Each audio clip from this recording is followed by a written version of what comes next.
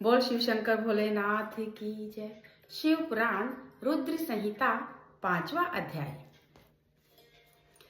नारद जी का शिव तीर्थों में भ्रमण, शिव गणों को शापोद्धार की बात बताना तथा ब्रह्मलोक में जाकर ब्रह्मा जी से शिव तत्व के विषय में प्रश्न करना।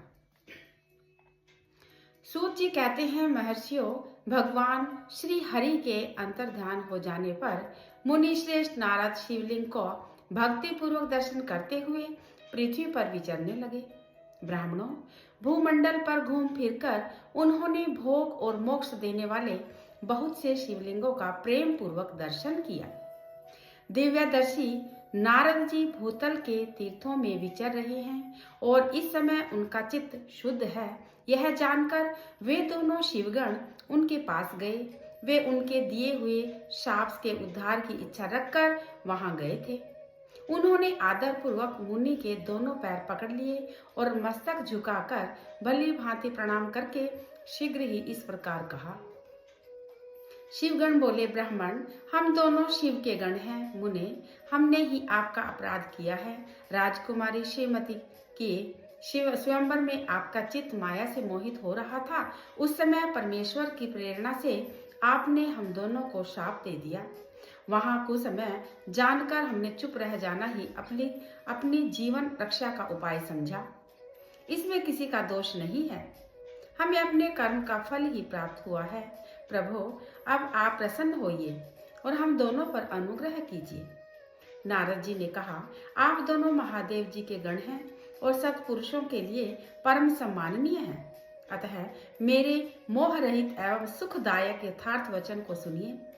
पहले निश्चय ही मेरी बुद्धि न भ्रष्ट हो गई थी, बिगड़ गई थी और मैं सर्वथा मोह के वशीभूत हो गया था।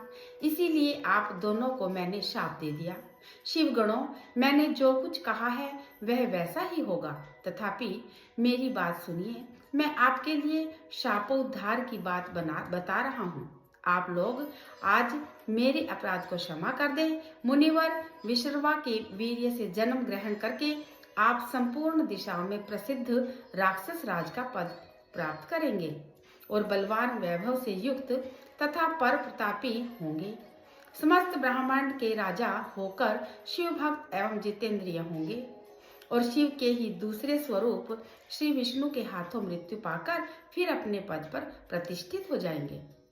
सूत जी कहते हैं, महर्षियों, महात्मा नारद मुनि की यह बात सुनकर वे दोनों शिवगण प्रसन्न हो सा आनंद अपने अपने स्थान को लौट गए।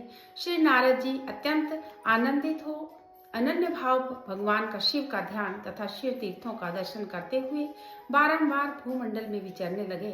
अंत में वे सबके ऊपर विराजमान शिव प्रिया काशीपुरी में गए, जो शिव स्वरूपिणी एवं शिव को सुख देने वाली है।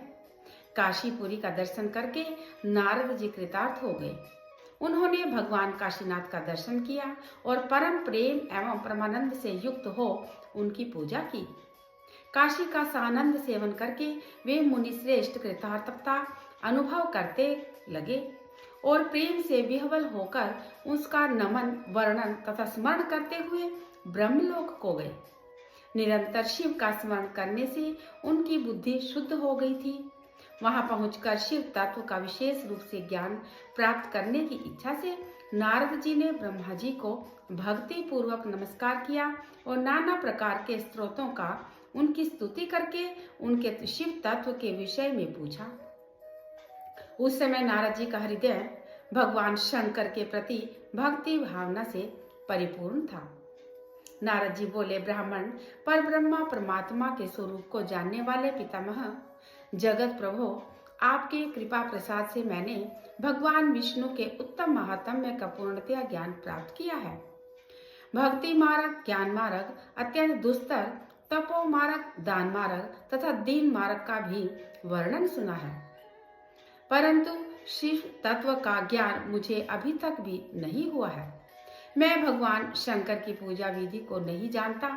अतः प्रभु, आप क्रमशः इन विषयों का तथा भगवान शिव के विविध चरित्रों का तथा उनके स्वरूप, तत्व, प्राकट्य, विवाह, गृहस्थ धर्म तथा सब मुझे बताइए। निष्पाप पितामह, ये सब बातें तथा और भी जो आवश्यक बातें हों, उन सब का आपको वर्णन करना चाहिए। प्रजानाथ, शिव और शिवा के आविर्भाव एवं विवाह का प्रसंग विशेष रूप से कहिए तथा कार्तिकेय के जन्म की कथा भी मुझे सुनाइए। प्रभु, पहले बहुत लोगों से मैंने ये बात सुनी है, किंतु तृप्त नहीं हो सका हूँ। इसीलिए आपकी शरण में आया हूँ। आप मुझ पर कृपा कीजिए। अपने पुत्र नारद की यह बात सुनकर लोक पितामह ब्रह्मा वहां पर इस प्रकार बोले। शिव पुराण रुद्र संहिता 5वां अध्याय संपन्न। हर हर महादेव।